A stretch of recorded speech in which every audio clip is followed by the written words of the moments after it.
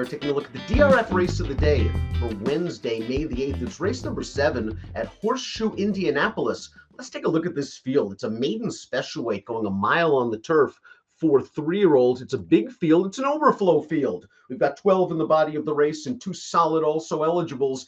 Evenly matched group, Mike. I thought the 4 double neat might go off less than the 6-1 on the morning line, shipping up from Gulfstream for Brendan Walsh. Got to believe that horse will take more money than the 6-1 morning line. We'll see, Dan. There's not a ton of form to go on in this race, but there are a lot of top connections in here, and there's some nice pedigrees too. Let's throw up our Timeform US pace projector for this race. The 10 Indy Charge ran on turf last time out, and I think even though he was 55-1 at Keeneland, A, you could say he was overmatched, and B, that race flow worked against him. He was cooked on a hot pace, and he might not have to work as hard at a price to get to the lead here. It's possible. I assume they'll come out running from the outside post again. Listen, this is seems like a way easier spot. There's a chance though that this horse isn't any good at all. I think the 11 is Tekka's Gold's going to show some stretch out speed after racing 5.5 furlongs in the first start off of the layoff. But let's start things off with the 1, Shotgun Runner, a horse getting Lasix for the first time, made the debut on turf. That was at Kentucky Downs with the dips and the undulating turf course and all of the nonsense that we see happen there. I don't fault any horse that runs poorly at Kentucky Downs. And then this horse ran on dirt. So maybe it's just the best way to look at this horse is just to treat him as a first-time starter. I mean, that's fair enough, especially if he's, some kind of big price, and the morning line does have him at a big price. I don't know. He didn't do any running first time out. He didn't do any running second time out. And by the way, he was handled by a pretty good trainer for those first 2 starts as well. I mean, I realize that gun runners are really good sire. I hate the gun runners on the turf.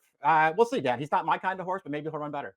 Number 2 is Sweet Talking Bourbon. This horse will try turf for the first time. He's got some pedigree. He's by one of the most underrated sires in the business, Twirling Candy. They seem to run on everything. This guy's a foal to a stakes place turf sprinter named Dancing Candy, who was good on various surfaces. Sweet Talking Bourbon ran well in his debut, going 2 turns on the synthetic, sort of making a mid-move into the teeth of the pace before flattening out. Ran okay with a career best buyer on dirt last time out. And I just don't think he cared for the slop most recently. That's certainly a valid excuse there he could have. We'll see. And now they're going to switch to another surface for him.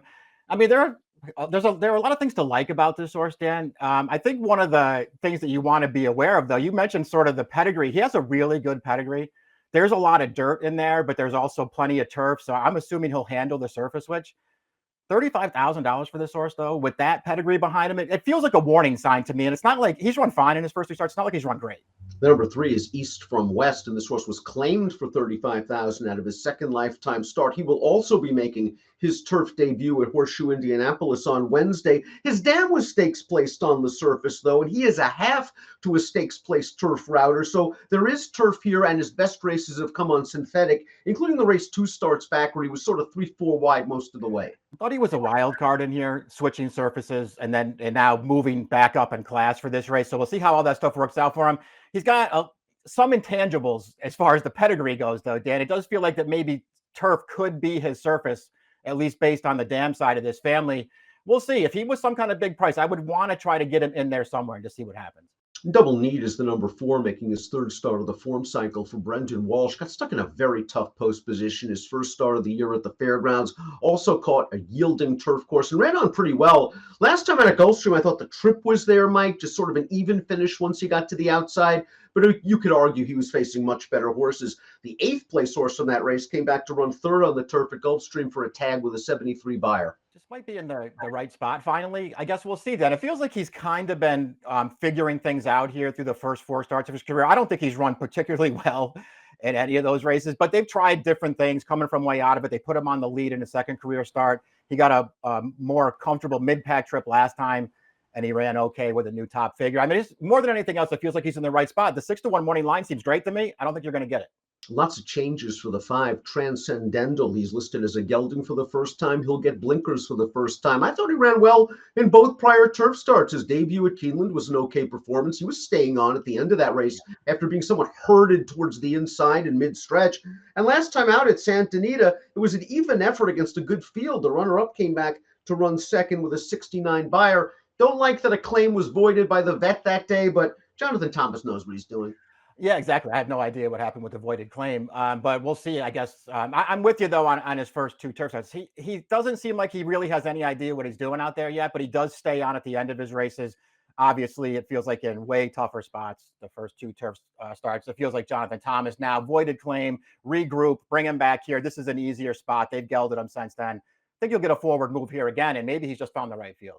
The number 6, Anka, I think, is a little bit of a sleeper for Godolphin and Owen Hardy. Maybe not from a turf standpoint as he makes his turf debut. He's by Medaglia d'Oro from a solid enough turf family, but simply because this horse, I think, is just going to appreciate distance. He's going to want more ground. In his debut, he broke from post 12. He got wired that day in a race where the 6th place horse came back to graduate at Keeneland with an 83 Beyer speed figure. I think this horse is going to run a lot better. I do too. I do feel like though he's got way more of a dirt pedigree though, Dan. That stuff bothers me. That now they're going to run him on turf. But I'm with you. I mean, it feels like just stretching out for this race is a good thing. You know, this whole idea of switching surfaces and then running a 3-year-old filly against some older colts and geldings, that's probably not a great idea. Jose Ortiz listed to ride the 7 Hot Wings, a horse that's raced once previously on turf. That was going 5.5 furlongs at the fairgrounds. They ran him on synthetic twice. Subsequently, he ran a lot better. He was wired last time out, coming off a little bit of a layoff, stretching out in distance. Maybe we'll see some more speed. This damn one on the turf. I can see this horse doing better with some distance underneath him in this spot, Dan, and maybe just move forward here. I don't love his turf pedigree, but maybe there's enough of it here against another horse who didn't land in a particularly strong field. And as opposed to some of the other horses we've already talked about, I think you'll do better than the 4-1 morning line if you like this horse. Kuai Breeze is a first-time starter, the number 8 going out for Nacho Correas. This one's by Cupid, who wins 10% with his turf routers. The damn one on the turf. This guy's been breezing right along since about Christmas Eve. I wonder what they've been waiting for. A long series of works. Listen, maybe he just needed a lot of time to get into shape. Maybe when he came off the farm, maybe he was a big fat body. So they got him into shape now, and they'll go long on the turf with him. A little bit of pedigree there. I think if you look up Nacho Correas too, Dan, he doesn't have like great numbers with first-time starters routing on turf. I think over the last 5 years, he's 0 for 14 with first-time starters routing on turf, but 4 of those horses finished second, and 3 of them were really big prices. And this horse should be a big price as well, 15-1 on the morning line. Abrams is the number 9, another horse trying turf for the first time with some pedigree. It's by Street Boss, 13% winners with turf routers. He's a half to a stakes-winning turf router, and his second dam was stakes placed on turf overseas. He's run some good races on the synth against likely weaker company at Presque Isle. Last time at Turfway was kind of a disaster, although he was wired in a slow-paced race. I really like his pedigree for the surface switch. I just wish he had run a little bit better. Maybe shouldn't get too caught up though in the figures, Dan, because he was competitive in the first 2 synthetic starts when they stretched him out. They didn't come back as fast races, but he was only a 2-year-old. He was pretty competitive in those races. Now he's 3. He's switching to the surface he's bred for. A little bit of a wild card here at a big price. Indy Charge might be the speed. He was the speed last time out in his turf and route debut, and he just went way too fast. 22-1 for the opening quarter, 46-1 against tough maiden specials at Keeneland, and this horse paid the price. Don't think he's going to have to go as fast to make the lead here. The question is, as you said in the open, is he any good? Yeah, that's the big question. And if you feel like, he's just dirtied up and there's something to go on here, Dan, you probably get a big price for your trouble in here. This isn't a bad race to just take a shot with a big price. He's been bad on synthetic, he's been bad on dirt, and he's been bad on turf. Azteca's Gold should get position early, stretching out off of a 5.5 furlong prep 3 weeks ago, his first start of the year. His one and only turf effort was pretty good sprinting last year. We're going to watch that race at Horseshoe Indianapolis. There wasn't a ton of pace going on in a 5 furlong race. They went 47 to the half. This horse kind of mid-moved into the teeth of the pace against a gate-to-wire winner, and he understandably tires late. I thought this was promising enough that this horse might be a little bit of an overlaid contender at 15-1 on the morning line. Yeah, I agree. I think he ran okay in this race, and his form he's actually moved forward a little bit with each start since then, even though you wouldn't say that he's jumped way forward in his subsequent starts, but they're on a different surface. We'll see how well he stretches out there. I'm a little concerned about that. He doesn't have a great post here, but I do expect them to maybe be forward in this race. That could be a big advantage. Last horse in the body of the race is a well-bred first-time starter. This is the 12 Tin Top Road for the Asmussens, a son of Quality Road that sold for $225,000 as a yearling. This dam was a multiple Grade 3 stakes winner on the turf.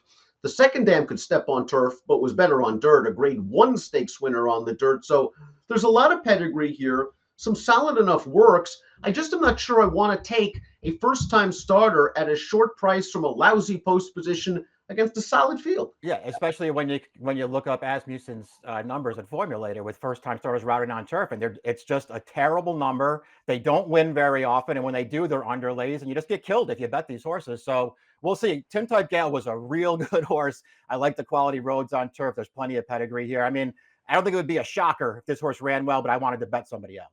I will say this, if either the 13 or the 14 get into this race, I think they're very logical contenders. Napa Tree or American Memories, the former getting Lasix for the first time while trying turf. American Memories, a horse that has shown speed on synthetic. Definitely want to wait for scratches before you finalize your decisions. I agree with you, Dan. If either or both of these horses get in, you might want to change how you look at this race. Before we take a look at our top selections, please click the subscribe button on the Daily Racing Form YouTube channel for the latest DRF videos. Top pick time, Horseshoe Indianapolis, race of the day, Wednesday, race number 7. Transcendental. Voided claim last time out. I think coming back as a new gelding is going to help because this horse does seem a little green. Yeah, he does. I find it hard to really fall for anybody in here, Dan. I'm going to wait and see what kind of price, how they bet this thing, see what kind of price Transcendental is. I think the morning line's probably fair. I really like the spot for this horse. I think he's going to run better this time. I think the 4 and the 5 are the horses to beat. I'm going to take a stab with the 3, East from West, who's trying turf for the first time. A little bit of turf pedigree here, has run well enough on synthetic, and I think is tactical enough to kind of work out his own trip at 12-1 on the line. 3, 4, 5, 7 for me, 5, 4, 12, 3 for Mike. In race number 7 at Horseshoe Indianapolis, your DRF race of the day for Wednesday. Good luck.